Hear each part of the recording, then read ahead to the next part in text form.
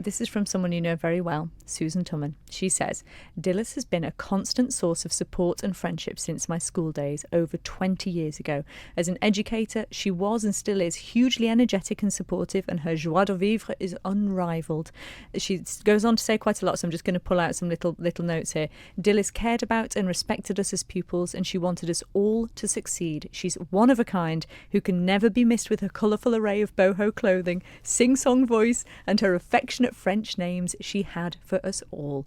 She, as I said, she has sent a lovely note especially for you, so I'll pass that over to you. But just one of your students, and she goes on to talk about the fact that you also gave her son George his first taster of the French language at a mere 4 weeks old when she came to visit. And you know what? That's something to note, isn't it? Because as we mentioned earlier, you've been teaching since 1955. And for the person who texted in to say, are you talking to Mrs. Watson who taught French at Ballet? Yes, we absolutely are this afternoon. You will have seen your students not only grow up, but obviously then go on to have children of their own. And you are still now teaching and working in schools over here. So you are now then teaching their offspring. What is that like?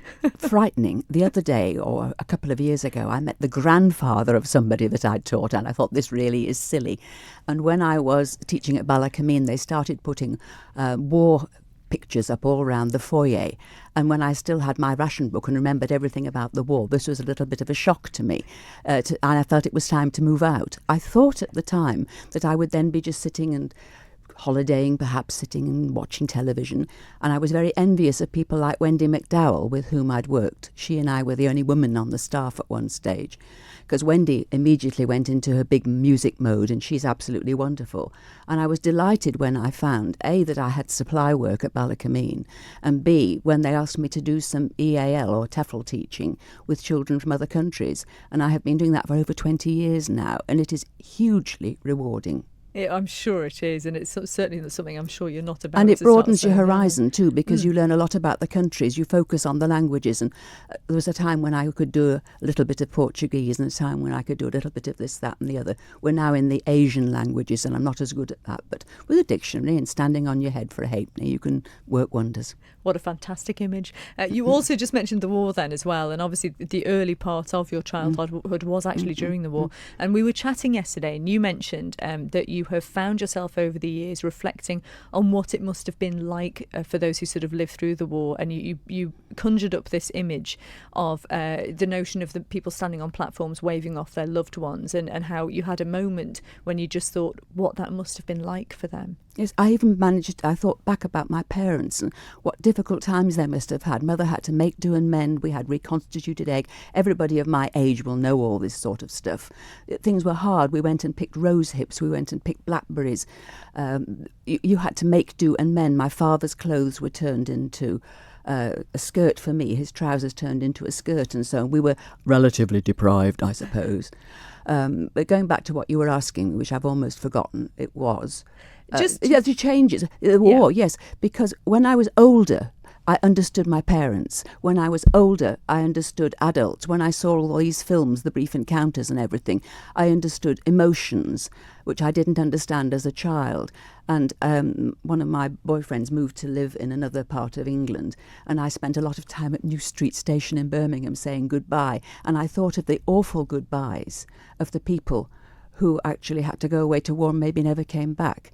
And funnily enough, Victoria Wood is the sister of Penny Wood, whom I taught at Bury Grammar School, and she did this wonderful work on a wartime housewife, and that brought back memories too. It was just an incredible period that's hard for other people to comprehend.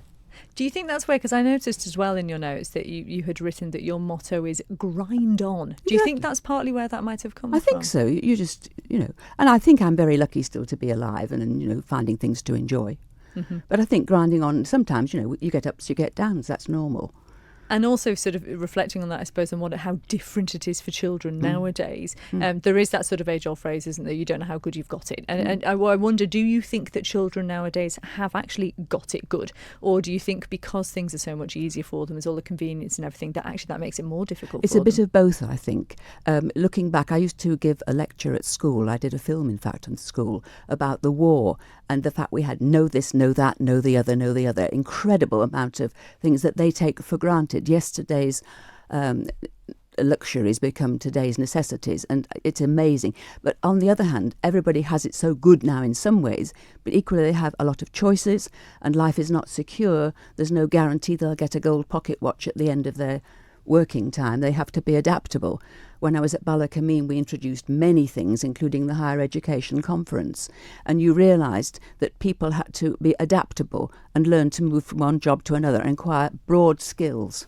Yeah, that makes a lot of sense. And one of the other things that you absolutely love, and was mentioned a little bit in that quote from Sue Tumman there, is your singing and choral singing. So we're going to bring in the next piece of music now, because it's the first introduction of your love of that particular style. And it's at Work by 4A. So first of all, tell us, when did you first get involved in choral singing? Oh, way back in 1979. It was just after my father had died, and I was feeling particularly soulful. And Alan Pickard set up the Isle of Man Teachers Choir, and I was a founder member. And it was a wonderful experience. I suppose sportsmen get the same feeling when people get together to enjoy doing something, and there's a sort of a consensus of adults, if you like. There's a wonderful moment when you feel an elation, I think. And Alan Pickard was my first hero, absolute hero, totally charismatic, wonderful man, gave so much of himself despite his diabetes and his eyesight and everything else. And I used to go home from Ballakermeen whacked, having worked and marked and everything else, go to a teacher's choir, and the relaxation that this singing together produced was fantastic. And I'm also chairman of the Isle of Man Manx Festival Chorus, and they are coming up to 50 years celebration. The teachers choir is coming up to 40 years celebration, and we're having big dinners and events and so on. And there is a magic about people producing this sort of music. We get choirs coming over from England to join us for our Manx Festival Chorus, and that's lovely to meet people who sing in other choirs and their experiences. It's meant a great deal to me, it really has.